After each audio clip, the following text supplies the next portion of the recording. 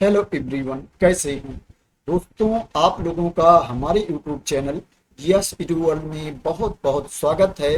दोस्तों, आज के इस वीडियो में हम लोग जीके जीएस के कुछ इम्पॉर्टेंट क्वेश्चंस को कवर करेंगे। कुछ महत्वपूर्ण प्रश्नों को कवर करेंगे जो सभी परीक्षाओं के लिए उपयोगी हैं, ऑल एग्जाम्स के लिए इम्पॉर्टेंट हैं। दोस्तों, इसमें क्या है, आपको मिश्रित प्रश्न देखने को मिलेंगे। इसमें क्या है, मिक्स्ड क्वेश्चंस आपको देखने को मिलेंगे। इसमें कुछ प्रश्न हिंदी के होंगे और क्या है, एक दो क्वेश्चंस होंगे जो साइंस के होंगे। तो दोस्तों चलो स्टार्ट करते हैं। आज का जो पहला प्रश्न है दोस्तों, भारत में सबसे अधिक एक सींग वाले गैंडे कहाँ पाए जाते हैं? गुजरात में पाए जाते हैं, या असम में पाए जाते हैं, या कर्नाटक में पाए जाते हैं, या केरल में पाए जाते हैं? दोस्तों, अगर आपसे प्रश्न पूछा जाता है तो आपको बताना है कि भारत में सबसे अधिक एक सींग वाले गैंडे असम में पाए जाते हैं। भारत में एक सींग वाले गैंडे सबसे ज्यादा असम के काजीरंगा राष्ट्रीय उद्यान में पाए जाते हैं। तो इसका ऑप्शन नंबर बी सही आंसर है। दोस्तों, जो अगला प्रश्न है, भारत में प्रेस का जनक किसे कहा जाता है? राजा राममोहन राय को, गोविंदा मोहन को, या जेम्स ऑगस्टस हिक्की को, या विनोबा भावे को? भारत में प्रेस का जनक किसे कहा जाता है? दोस्तों, अगर आपसे प्रश्न पूछा जाता है तो आपको बताना है कि भारत में प्रेस का जनक जेम्स ऑगस्टस हिक्की को कहा जाता है। वह एक ब्रिटिश नागरिक थे। उन्होंने ही भारत में पहला अंग्रेजी समाचार पत्र बंगाल गजट निकाला था।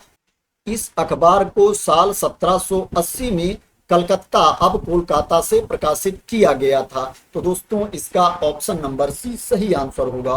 दोस्तों, जो अगला प्रश्न है, अमेजोन के सीईओ कौन है? दोस्तों, ये प्रश्न, ये क्वेश्चन मैंने यूट्यूब के कम्युनिटी में डाला था। दोस्तों, बहुत लोगों ने इसका आंसर गलत दिया था। दोस्तों, अगर आपसे प्रश्न पूछा जाता है, कोई भी आपसे क्वेश्चन पूछ लेता है, तो आपको बताना है कि अमेजोन के सीईओ एंडी जेसी हैं। दोस्तों, बहुत लोगों ने वहां पर आंसर दिया था जेफ बेजोस का। दोस्तों, ये पहले सीईओ थे, अभी ये सीईओ नहीं है। एंडी जेसी 5 जुलाई 2021 को अमेजोन के सीईओ बने थे। 5 जुलाई 2021 को जेफ बेजोस ने सीईओ पद से इस्तीफा दे दिया था और एंडी जेसी को यह पद सौंपा गया था। तो दोस्तों, इसका ऑप्शन नंबर सी सही आंसर होगा। ऑप्शन नंबर बी गलत होगा अगर जिन लोगों ने ऑप्शन बी आंसर दिया था। दोस्तों, जो अगला प्रश्न है, घोंसले में चिड़िया है में कौन सा कारक है? दोस्तों, ये हिंदी का प्रश्न है, हिंदी का क्वेश्चन है। संप्रदान कारक है, अपादान कारक है, संबंध कारक है, या अधिकरण कारक है? दोस्तों, अगर आपसे प्रश्न पूछा जाता है तो आपको बताना है घोंसले में चिड़िया है में अधिकरण कारक है। अधिकरण कारक क्यों है दोस्तों, इसको भी मैं आप लोगों को बता देता हूं। सबसे पहले जानते हैं कि अधिकरण कारक क्या होता है। दोस्तों, अधिकरण कारक वो कारक है जो क्रिया के होने के स्थान या समय को दर्शाता है और इसका मुख्य चिन्ह में और पर है।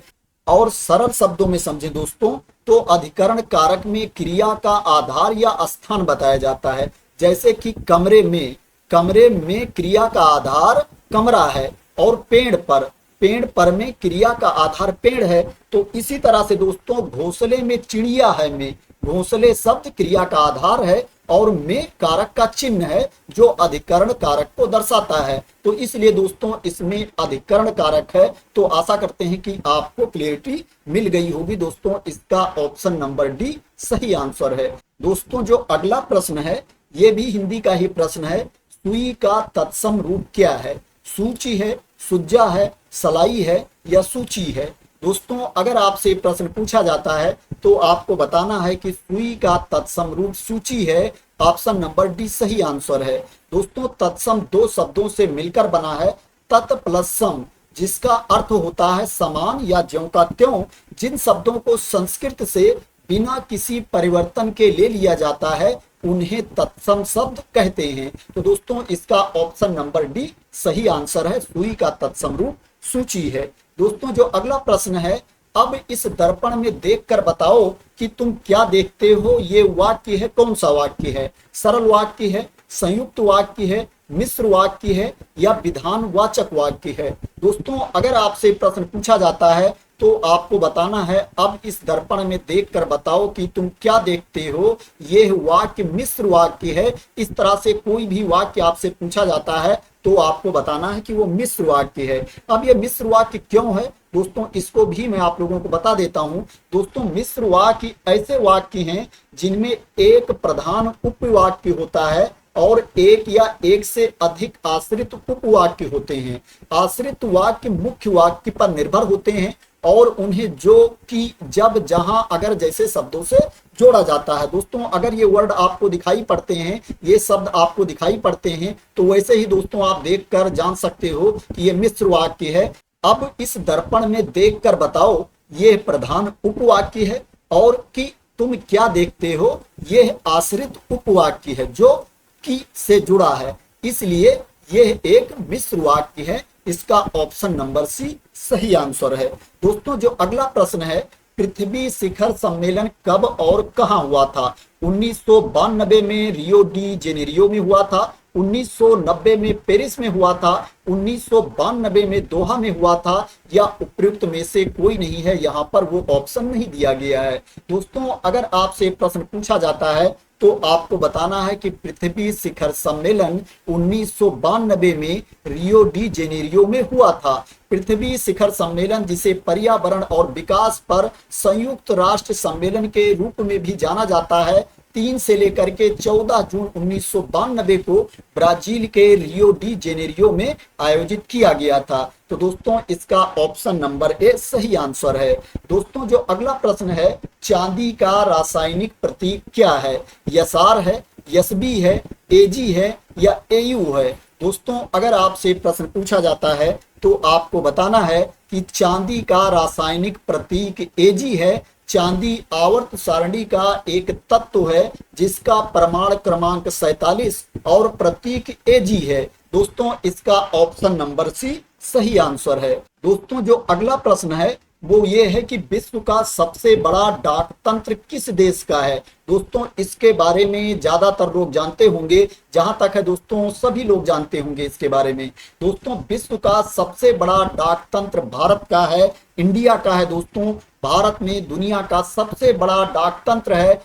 भारत में डाकघरों की संख्या सबसे ज्यादा है और डाक सेवा भी बेहद विश्वसनीय है। दोस्तों इसका ऑप्शन नंबर सी सही आंसर होगा। दोस्तों जो अगला प्रश्न है, नीली क्रांति का संबंध किस क्षेत्र से है? मुर्गी पालन से है, मत्स्य पालन से है, बकरी पालन से है या इसमें उपरोक्त सभी है?